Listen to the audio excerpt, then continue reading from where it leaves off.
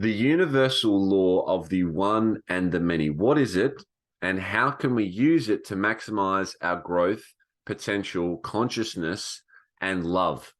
So the universal law of the one and the many states that from one comes the many, and from many comes one. If I'm learning about something, let's say swimming, I'm loving my swimming at the moment, I'm going to learn that there are many different parts of swimming. There's the way my hands work, there's how I'm breathing, there's my body position, there's different types of workouts, there's endurance workouts, there's speed workouts, there's power workouts, there's different accessories, like there's a snorkel, there's flip.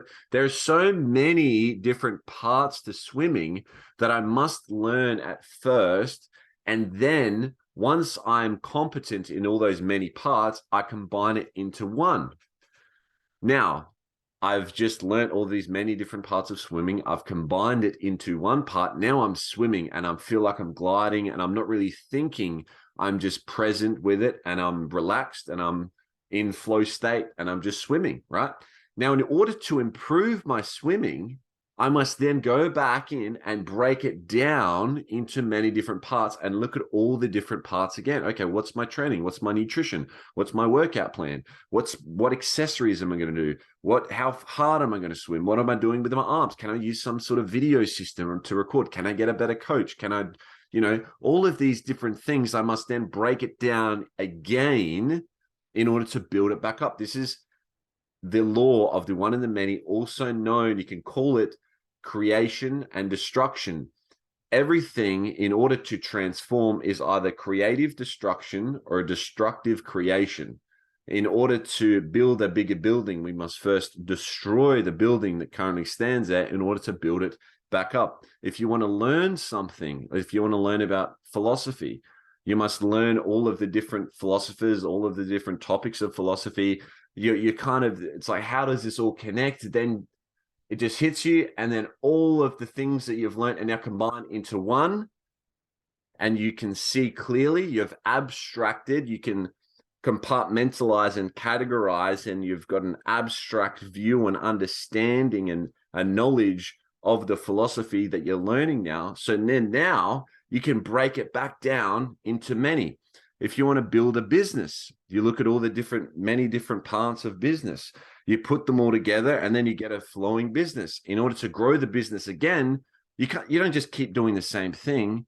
Otherwise, you keep getting the same results. If you want greater results, if you want a greater life, more love, more expanding your consciousness, feeling more love and fulfillment and meaning in your life, it's being aware of the law of the one and the many, breaking down, okay, what are the many different parts? What's the one that I'm striving for? When you can combine and synthesize all of the different many parts in your life, whatever area it is, whatever goal it is, whatever you're striving for, combining it into one will get you a point of love, presence, gratitude, inspiration, enthusiasm, wisdom, and certainty. When you have that state, bang, you've hit the one, you've transcended to the next level. Now it's time to break things back down into many. One last example. If you are dating, if you're single and you're dating, you're looking for many. You're one person and you're looking for many mates. You go on many dates. You find the one person. Now, when you're with the one, you're like, oh, I found the one. Now, how long does that last? A day, a week, a month, a year, 10 years, 50 years. After 50 years, you've been with the one, and now you're starting to get eyes for the many. There's girls with bikinis on the beach. There's a business CEO woman that's really pumping it out. And then your wife is starting to slack in her health, or, starting to complain or whinge. And you're seeing all of these many different women or men or non-binary or animals, or whatever you're into.